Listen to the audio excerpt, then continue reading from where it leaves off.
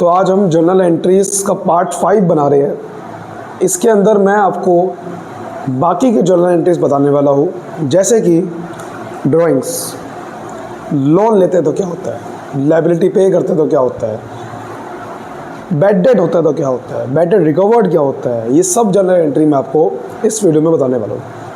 लेकिन उससे पहले अगर आपने पार्ट 4, इसके 4 पार्ट बने हुए वो नहीं देखे तो डिस्क्रिप्शन में लिंक है, आप जाके देख सकते हैं।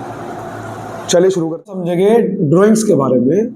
ड्राइंग्स का मतलब क्या होता है, कोई भी चीज़ जब आप बिजनेस से निकालते हो अपने पर्सनल यूज़ के लिए, यानी कि जब ओनर बिजनेस में से कोई चीज़ निकालता है अपने घर के खर्चों के लिए, उसे ड्राइंग्स बोलते हैं। यानी कि ओनर या तो पैसा निकाल सकता है बिजनेस से, या सामान निकाल सकता है जिसे गुड्स बोलेंगे, या कोई एसेट निकाल सकता है। कुछ भी अगर वो निकाल रहा है अपने प्राइवेट यूज़ के लिए या फिर पर्सनल यूज़ के लिए, वो ड्राइंग्स होती है। इसकी जर्नल एंट्री क्या बनेगी, ड्राइंग्स बिजनेस के लिए एक खर्चा है, एक एक्सपेंस है, और एक्सपेंस होता है डेबिट। यानी कि यहाँ लिखेंगे ड्राइंग्स अकाउंट डेबिट। और उसके बाद जो भी चीज़ बिजनेस से निकाली है, कैश निकाला है, सामान निकाला है या एसेट निकाला है, वो बिजनेस से कम हो जाएगा। और ये तीनों ही चीज़ एसेट है, और एसेट जब कम होता है तो क्रेडिट होगा। यानी कि अगर कैश निकाला है तो कैश अकाउंट लिखेंगे, सामान निकाला है तो उसके लिए परचेज अकाउंट लिखते हैं, सामान अकाउंट नहीं लिखते। और अगर वो एसेट निकाला है तो उसके लिए एसेट का नाम आ जाएगा। तो ये हमारी होती है ड्राइंग्स की एंट्री। ठीक है, आइए आगे समझते हैं। अगर कोई हमने लायबिलिटी मुझे मिली है, अब लायबिलिटी मिल भी सकती है बिल्कुल। जैसे मान लो मैंने बैंक से लोन लिया, तो लोन हमारे लिए एक लायबिलिटी है। लायबिलिटी क्या होती है, जिसको आपने चुकाना है, जिसको आपने फ्यूचर में पे कर रहे हैं, दैट इज लायबिलिटी। तो अगर आपको लायबिलिटी मिलती है, लायबिलिटी हमेशा क्रेडिट होती है। जब भी आपको कोई लायबिलिटी मिलेगी या लायबिलिटी कोई बनेगी आपके ऊपर, तो वो क्रेडिट होगी, क्योंकि लायबिलिटी जब बढ़ती है तो क्रेडिट होती है। और जो भी बदले में आया, चाहे तो पैसा आया, चाहे आपके पास सामान आया जिसे हम परचेज भी बोलते हैं, या फिर कोई एसेट आया, कोई भी, वो हो जाएगा डेबिट। क्योंकि जब लायबिलिटी आपके ऊपर आएगी कोई ना कोई, तो वो क्रेडिट होगी और बदले में कुछ ना कुछ आपको मिलेगा। पैसा मिलेगा, सामान मिलेगा, या कोई एसेट मिलेगा। बैंक में भी पैसा बढ़ सकता है, कुछ भी हो सकता है, वो कोई भी एसेट बढ़ सकता है। ठीक है, तो वो डेबिट हो जाएगा। तो लायबिलिटी बनने की या लायबिलिटी मिलने की एंट्री हमेशा ये होगी। और ऐसे ही अगर हमने कोई लायबिलिटी को पे कर दिया, तो जब लायबिलिटी पे करेंगे तो लायबिलिटी आपकी खत्म हो जाएगी। यानी कि लायबिलिटी जो क्रेडिट की थी आपने, ये जो लायबिलिटी आपने क्रेडिट की थी, ये खत्म हो जाएगी। इसके अकाउंट को बंद कर देंगे और क्लोज करने के लिए हम ये क्रेडिट को कर देंगे डेबिट। तो लायबिलिटी पे करने के लिए लायबिलिटी अकाउंट को हम डेबिट करते हैं, और जो भी आपके पैसा गया, जब पे करेंगे तो आपका पैसा जाएगा तो टू कैश अकाउंट। तो उम्मीद करता हूं यहाँ तक आपको समझ में आएगा। चलिए आप इसके कुछ एंट्री समझते हैं। जैसे यहाँ लिखा हुआ है कि आपने कोई 10,000 रुपये पर्सनल यूज के लिए बिजनेस से निकाले, तो इसकी एंट्री क्या बनेगी, जब भी हम कोई पर्सनल यूज के लिए पैसा निकालते हैं, यहां पर हाउस होल्ड एक्सपेंसेस भी बढ़ा सकता है, वो बात एक ही है। तो हम क्या करते हैं, ड्राइंग्स अकाउंट डेबिट करते हैं, ड्राइंग्स अकाउंट डेबिट। और 10,000 रुपये निकाले, हमने 10,000 लिख दिया। अब यहां बताया नहीं है कि क्या निकाला है, अमाउंट निकाली है, मतलब पैसा निकाला होगा, तो पैसा कम हो जाएगा, यानी कि टू कैश अकाउंट। ठीक है, सेकंड देखते हैं। चेक आपको मिला है 15,000 रुपये का, जो कि आपने अमाउंट बोरो की थी मोहित से। यहां बोरो का मतलब होता है लोन, आपने कोई उधार लिया था मोहित से, ये आपकी लायबिलिटी है। और मैंने अभी क्या बताया, जब भी आपके ऊपर कोई लायबिलिटी आती है तो क्रेडिट होती है। यहां लिखेंगे लायबिलिटी का नाम, लायबिलिटी का नाम लिखेंगे कि मोहित का एक लोन है जो मुझे पे करना है, तो हम लिखेंगे मोहित लोन अकाउंट, मोहित लोन अकाउंट 15,000 का। अब मैंने क्या बताया था, बदले में कुछ ना कुछ आपको मिलेगा। देखो यहाँ चेक मिला, मतलब कि पैसा आपके बैंक में गया होगा, तो बैंक अकाउंट डेबिट होगा। तो आपका मतलब आपको मोहित से बैंक में 15,000 का पैसा मिला, वो मोहित का लोन था। Goods withdrawn for private use 50,000 रुपये। फिर प्राइवेट यूज आ रहा है, यानी कि घर के खर्चों के लिए निकाला उसने ओनर ने। ड्रॉइंग्स है ये, तो ड्रॉइंग्स अकाउंट डेबिट। लेकिन इस बार आपका सामान निकाला है, यानी कि फिर उसके लिए हम लिखते हैं परचेज अकाउंट लिखते हैं, परचेज अकाउंट लिखते हैं। तो 50,000 रुपये का हमने सामान निकाला है। फोर्थ देखते हैं, मोहित का लोन अब पे कर दिया, यानी कि ये लोन अब पे कर दिया, यानी कि लायबिलिटी को पे कर दिया है। उसकी एंट्री क्या बताई थी, जब हमने लोन पे कर दिया तो ये अकाउंट बंद कर देंगे, यानी कि डेबिट कर देंगे इसे, क्योंकि क्रेडिट था। तो यहाँ लिखिए मोहित लोन अकाउंट डेबिट, और ये लोन 15,000 का था, तो 15,000 से डेबिट कर दिया। अब पे कैसे करेंगे ये तो बताया नहीं उसने, तो नहीं बताया तो फिर कैश अकाउंट लिख देते। फिर हम वैसे तो बैंक से पे करेंगे, लेकिन हम नहीं बताया तो कैश अकाउंट लिख देते हैं, ठीक है। उसके बाद क्या करें कि एक एडवांस मिला है आपको 20,000 रुपये का मशीनरी के लिए। अच्छा, यहाँ रसीव नहीं आएगा, यहाँ पे आएगा, मुझे पे एडवांस आपको, हाँ रसीव रुक जाएगा। एडवांस आपको मिला है मशीनरी के लिए। कई बार क्या होता है कि आपको कोई बंदा एडवांस दे देता है, वो कहता है कि यार देखो एडवांस ले लो, अभी मशीन बाद में दे देना। मान लो मुझे कोई मशीन उसे बेचनी थी, अभी बेची कुछ नहीं है, उसने मुझे पहले ही एडवांस दे दिया, तो एडवांस दे दिया है तो ये एक लायबिलिटी है, ये लायबिलिटी क्रिएट होगी आपके ऊपर। जब आपको कोई एडवांस में कोई पैसा दे देता है ना, तब आपके ऊपर जिम्मेदारी आ जाती है उसे चुकाने की। तो ये लायबिलिटी है, तो लायबिलिटी क्रिएट होगी। लायबिलिटी का नाम लिखेंगे एडवांस फॉर मशीनरी, यही नाम है लायबिलिटी का, क्योंकि आपको एडवांस मिला है। तो लायबिलिटी का नाम क्या आएगा, एडवांस फॉर मशीनरी। तो आपको 20,000 का एडवांस मिला है, और जब भी लायबिलिटी आती है तो बदले में कुछ ना कुछ आएगा। क्या आएगा, लिखा तो है नहीं, पैसा आएगा। फिर और क्या है, पैसा आएगा, कैश अकाउंट डेबिट हो जाएगा 20,000 से। तो ये है इसका मतलब। जब हम ध्यान रखना, जब हम कोई एडवांस को पे करते हैं तो मेरा एसेट होता है। मान लो ये क्वेश्चन में ऐसा लिखा था एडवांस पे, तो यहां पर ध्यान समझो, अगर इसी में चेंज कर दूं एडवांस पे लिखा आ जाए, तो क्या होगा, तो ये होगा कि जब भी हम किसी को एडवांस पे करते हैं तो मेरा एसेट होता है, वो मेरा एसेट बन जाता है कि अब मुझे पैसा देने की जरूरत नहीं है। तो फिर वो एसेट होता है डेबिट। जो मैंने यहाँ क्रेडिट किया था ना एडवांस फॉर मशीनरी, ये इस एंट्री में हो जाता है क्रेडिट, क्योंकि मेरे लिए एसेट है। मुझे कोई एडवांस दे तो मेरी लायबिलिटी होती है, जब मैं किसी को दूं तो मेरे लिए वो एसेट है। तो फिर advance for machinery account debit हो जाता है, और बदले में मेरा पैसा जाता है क्योंकि मैंने पे करा है पैसा। तो टू कैश अकाउंट, यानी कि उल्टी एंट्री हो जाती है, उल्टी एंट्री हो जाती अगर मैं कोई एडवांस को पे करता।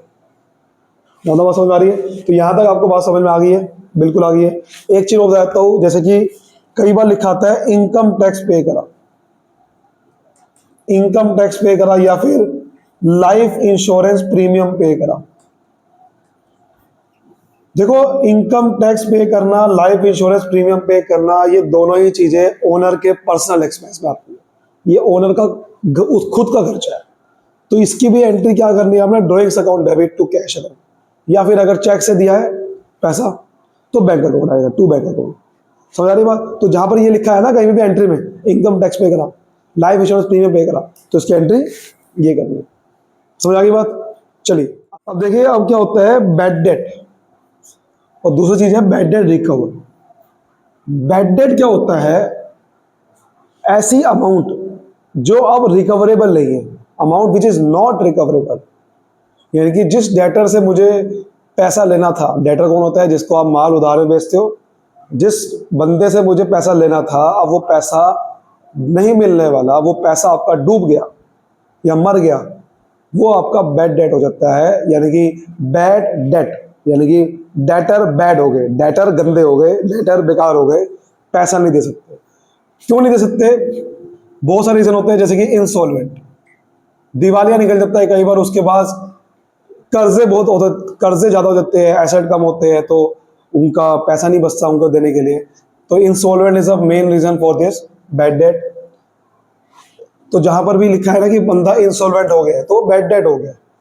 बैड डेट हो गया है तो अब ये लॉस है, हमारे बिजनेस के लिए लॉस है, और लॉस डेबिट होता है।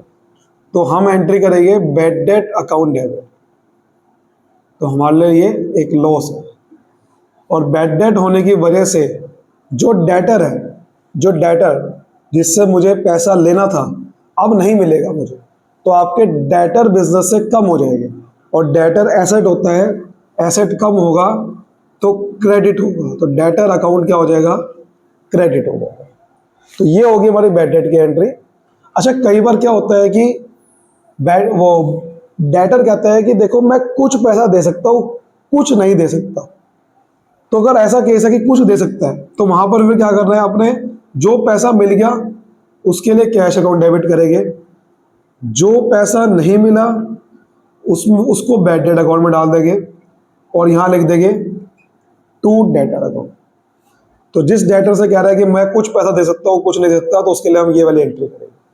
पूरा ही बैड डेट हो गया तो ये वाली एंट्री करेंगे। कई बार क्या होता है कि बैड डेट हो चुका है लेकिन सालों के बाद उसे याद आता है कि देखो मैं अब आपका पैसा देने को तैयार हूं। तो जब 1 साल होने के बाद वो कोई, या 1 साल से ज्यादा होने के बाद वो पुराना बैड डेट जब पैसा दे देता है वो बैड डेट रिकवर्ड बन जाता है। बैड डेट रिकवर्ड होती है एक बिजनेस के लिए इनकम, क्योंकि ये एक इनकम बन गई है, क्योंकि ये पैसा आपको मिला है और आपने उसको सर्विस दी थी पहले, इसलिए वो आपकी इनकम है। ठीक है, और बैड डेट से इनकम आई है, ये नाम इसका बैड डेट रिकवर्ड पड़ा है तो ये क्रेडिट होगा, क्योंकि इनकम होती है क्रेडिट। यहां लिखेंगे to bad debt recovered account. और इनकम जब मिलती है तो बदले में पैसा मिलेगा आपको, यानी कि कैश अकाउंट डेबिट। तो इनकम इसी को तो कहते हैं, पैसा मिला वो इनकम है।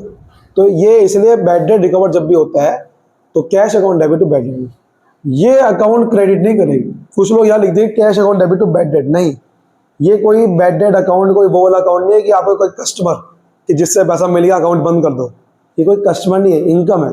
ये एक नया अकाउंट खुला है, इसलिए इसका लेना देना इसका नहीं है। ठीक है, अगर उस बंदे ने पैसा हाथों हाथ दे दिया तो हमने यहाँ पर कैश अकाउंट में लिख तो दिया, बहुत सालों के बाद दे रहा है तो बैड डेट रिकवर्ड बन जाता है। हाथों हाथ पैसा दे रहा तो कैश अकाउंट में। चलिए अब क्वेश्चन देखते हैं। देखिए इसमें लिखा हुआ है 10,000 रुपये किसी से लेने थे, was not recoverable in cash. इसका मतलब 10,000 रुपये डेटर से लेने थे और अब वो रिकवरेबल नहीं है, यानी कि बैड डेट हो गया। तो बैड डेट अकाउंट डेबिट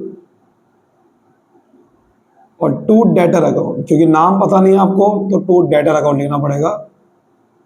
10,000 रुपये और 10,000 रुपये।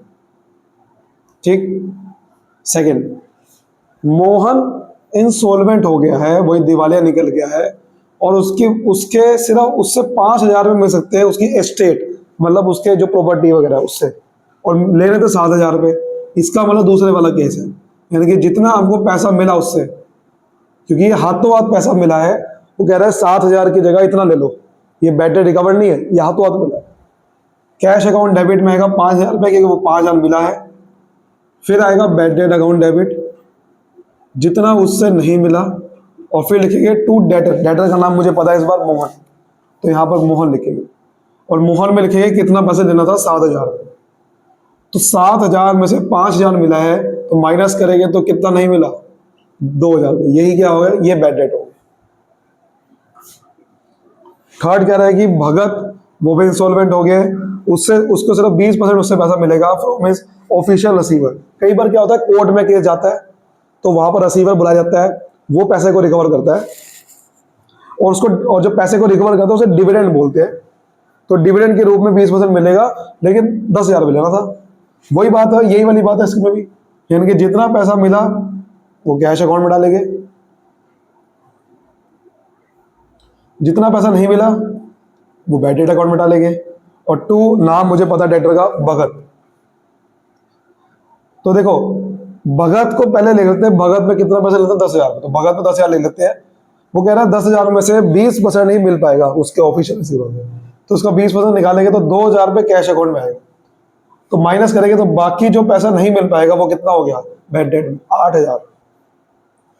अगला क्या है कि अमाउंट 15,000 रुपये रिसीव हो गई जो कि बैड डेट अर्लियर थी, यानी कि पहले कभी कोई बैड डेट था और अब कोई पैसा दे रहा है, उसे बैड डेट रिकवर्ड बोलते हैं। उसकी एंट्री क्या होती है? Cash account debit to bad debt recovered account, cash account debit to bad debt recovered account. 15,000 पे और 15,000। तो आज की वीडियो को यही खत्म करते हैं। उम्मीद करता हूँ आपको बहुत अच्छे समझ में आई होगी। पार्ट 5 है, अगले इसके और पार्ट आने वाले हैं। मैं सारी जर्नल एंट्री कराने वाला हूँ, कहीं और से देखने को जरूरत नहीं पड़ने वाली है। तो वीडियो को फॉलो करते रहना। मिलते हैं नेक्स्ट वीडियो में। Bye bye.